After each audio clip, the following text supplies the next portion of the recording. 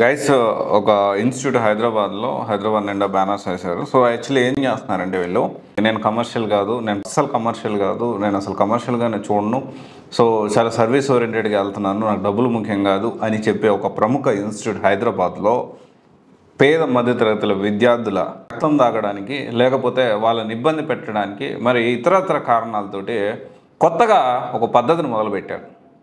EMI పద్ధతులు అంటే వీళ్ళకి లింకప్ చేస్తారనమాట. వీళ్ళకి ఏమి ఉండాల్సిన అవసరం లేదు, కానీ వీళ్ళు డాక్యుమెంట్స్ అన్నీ తీసుకొని డైరెక్ట్ లింకప్ చేస్తారు. సో డైరెక్ట్ బ్యాంక్ నుంచి అది కట్ అయిపోతుంది.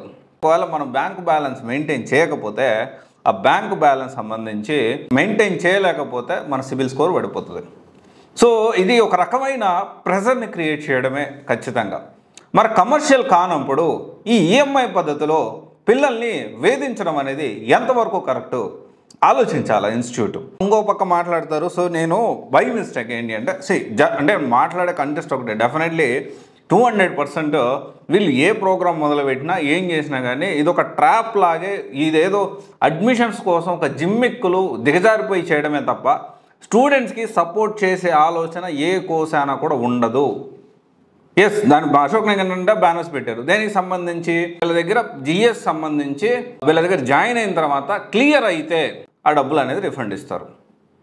అంటే నేనేమంటున్నానంటే ఇన్స్టెడ్ ఆఫ్ దట్ క్లియర్ అయిన తర్వాత మీరు రాసియండి, బాండ్ రాసియండి, క్లియర్ రాసుకోండి. ఇప్పుడు ఏదైతే ఈఎంఐ మీ డబ్బులు మీరు తీసుకోవడానికి, మీ డబ్బులు మీరు వసూలు చేసుకోవడానికి వాడు ప్రిలిమ్స్ క్లియర్ అయ్యారా లేదా, జనరల్గా ఏంటి అంటే సాఫ్ట్వేర్లు పద్ధతి ఉంటుంది. దాంట్లో సాఫ్ట్వేర్ ఇండస్ట్రీ, సాఫ్ట్వేర్ ఇన్స్టిట్యూట్స్ ఈ పద్ధతిని కొంత జాబ్ ఖచ్చితంగా ఇప్పిస్తాము, మీరు డబ్బులు కట్టలేకపోతే మీరు లింకప్ చేసి ఈఎంఐ పద్ధతిలో మీరు కట్టచ్చు, సో ఖచ్చితంగా మీకు జాబ్ ఆపర్చునిటీ క్రియేట్ చేస్తాం అనే పద్ధతిలో సాఫ్ట్వేర్ ఉంటుంది.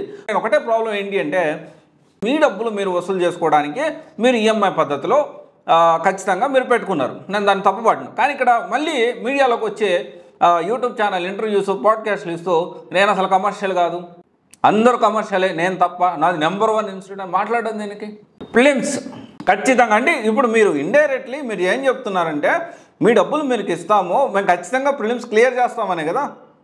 మీరు జాయిన్ అవ్వండి. అదేదో మీరు ఖచ్చితంగా అంత కాన్ఫిడెంట్ ఉన్నప్పుడు, అంత కాన్ఫిడెంట్గా బాగా మీరు ట్రైన్ చేయగలుగుతారన్నప్పుడు మీరు మొత్తం క్లియర్ అయిన తర్వాత డబ్బులు తీసుకోండి, అగ్రిమెంట్ రాపించుకోండి. ఎట్లాగైతే మీ డబ్బులు మీరు వసూలు చేసుకోవడానికి అగ్రిమెంట్ రాపించుకోండి. ఇంకొక విషయం నేను మాట్లాడాలనుకుంటున్నా.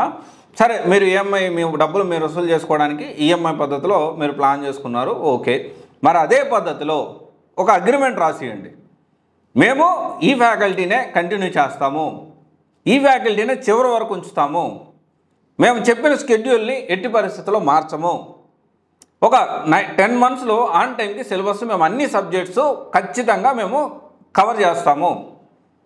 మరి అది కూడా అగ్రిమెంట్ రాసియండి. ఒకవేళ మేము ఏ కోర్సునైనా కానీ మేము చెప్పిన మాటలు ఏదైతే ఉన్నాయో అవి మేము ఫుల్ఫిల్ చేయకపోతే ప్రామిసెస్ మీకు మీ డబ్బులు మీకు వెనక్కి ఇచ్చేస్తామని అగ్రిమెంట్ కూడా రాసియచ్చు కదా. మీ డబ్బులు వసూలు చేసుకునే దాంట్లో ఉన్న శ్రద్ధ క్లాసులు చెప్పే విషయంలో, క్లాసులు డెలివరీ చేసే విషయంలో, స్కెడ్యూల్ విషయంలో ఎందుకు ఉండట్లేదు? మరి మాట్లాడితే పేర్లు మార్చి విపరీతంగా మేము అంత చూస్తాం, అది చూస్తాం, ఇది చూస్తాం కామెంట్లు పెడతాం. ఒకటే విషయం ఏంటి అంటే ఇట్లాంటి పాయింట్స్ ఖచ్చితంగా మోసపూరితమైన వ్యవహార శైలి, మోసపూరితమైన యాడ్స్, మోసపూరితమైన విధానాలు అవలంబించే ఇన్స్టిట్యూట్ పేద మధ్యతరగతి విద్యార్థుల్ని ఈఎంఐ పేరుతో వేధిస్తున్నాయి కదా, అంతే కదా. ఒకటే స్టూడెంట్స్ కూడా ఇది విషయం ఆలోచించాలి. మేము అస్సలు వీఆర్ నాట్ కమర్షియల్, మరి ఆలోచన చేయాలి. స్టూడెంట్స్ అందరూ కూడా ఇలాంటి ఇన్స్టిట్యూట్స్లో జాయిన్ అయ్యేటప్పుడు ఏదో యుద్ధం జరిగేటప్పుడు అక్కడ ఇక్కడ మాట్లాడి, సంబంధం లేకుండా మాట్లాడి, నాకు అర్థం కావట్లేదు, నేను మాట్లాడితే ఇంకా చాలా మాట్లాడాల్సి వస్తుంది. ప్లీజ్ అందరూ కూడా ఇప్పుడు సిచ్యువేషన్ మారింది. మీరు చేసే మీ ఇన్స్టిట్యూట్ కాదు, ఏ ఐఏఎస్ ఇన్స్టిట్యూట్ తప్పు చేసినా ఖచ్చితంగా సివైసీ అనేది ఎండగడుతుంది, ప్రజల్లోకి తీసుకెళ్తుంది. ఈ విషయాన్ని మీరు గుర్తుపెట్టుకోవాలి. ఈఎంఐ పద్ధతిలో వసూలు చేయడం అనేది ఎంతవరకు సబబు, వసూలు చేసుకోండి, కానీ కమర్షియల్ అని మాట్లాడద్దు. అప్పుడు మీరు ఎయిదర్ మేము కమర్షియల్ అని దమ్ముందా మీకు, ఆ దమ్ము మేము కమర్షియల్గా బిజినెస్ చేస్తున్నాము, ఈ సింపతి మేము కమర్షియల్ కాదు ఇట్లాంటి డ్రామాలు ఆడకుండా దమ్ము ఉందా మీకు, మేము కమర్షియల్గా బిజినెస్ చేస్తున్నాము, మేము వీఆర్ డూయింగ్ బిజినెస్, కానీ సర్వీస్ మేము ప్రాంప్ట్గా ఇస్తాము అని చెప్పగలిగే దమ్ము మీకుందా? ఎంతసేపుకి మేము కమర్షియల్ కాదు అంటుంటే ఈఎంఐ పేరుతో వేధించడం, మోసపూరితమైన యాడ్స్ ఇంకెప్పుడు.